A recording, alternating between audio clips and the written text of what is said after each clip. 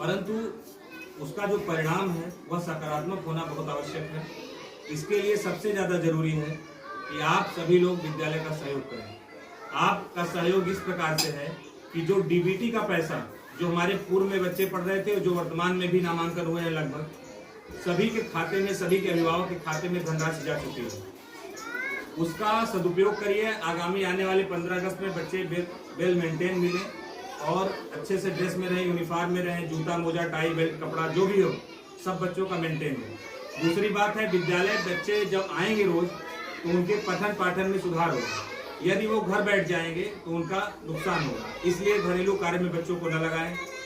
तीसरी बात, एक आभार आईडी जनरेट हो रही है जिसमें विद्यालय के जितने बच्चे पढ़ रहे हैं लगभग सबका हो गया है। जो नए नामांकन है, जिनके आधार नहीं बने हैं, जिनकी प्रक्रिया हम लोग पूर्ण कर रहे हैं जन प्रमाण पत्र बनवाने की, उसको हम लोग आगे बढ़ा रहे हैं। आपकी जानकारी के लिए एक बार और बता दें, अभी पेपर में पढ़ा हूँ कि जन प्रमाण पत्र और मृत्यु प्रमाण पत्र का नियम बदल गया।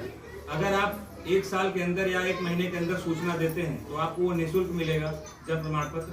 अन्यथा आपको जन प्रमाण पत्र बनवाने के लिए एसडीएम साहब का ऑर्डर लेना पड़ेगा। अगर और पुराना हो जाता है 2 साल से ऊपर तो न्यायिक मजिस्ट्रेट का ऑर्डर लेना पड़ेगा। तो ये सारी चीज़ों में हमें आपको नहीं पढ़ना है। जो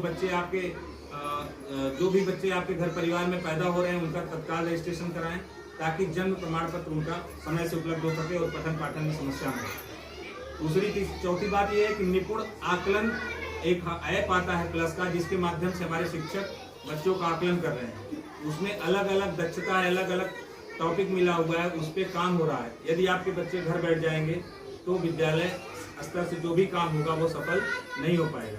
इसलिए बच्चों को नियमित विद्यालय भेजें, उपस्थिति को सुनिश्चित करें, डीबीटी के धनराशि का सदुपयोग करें। यही आप लोगों की कोई बात हो तो आप बता सकते हैं, और नहीं तो फिर हम आगे दूसरे एजेंडे पर बात करेंगे। बंद करो।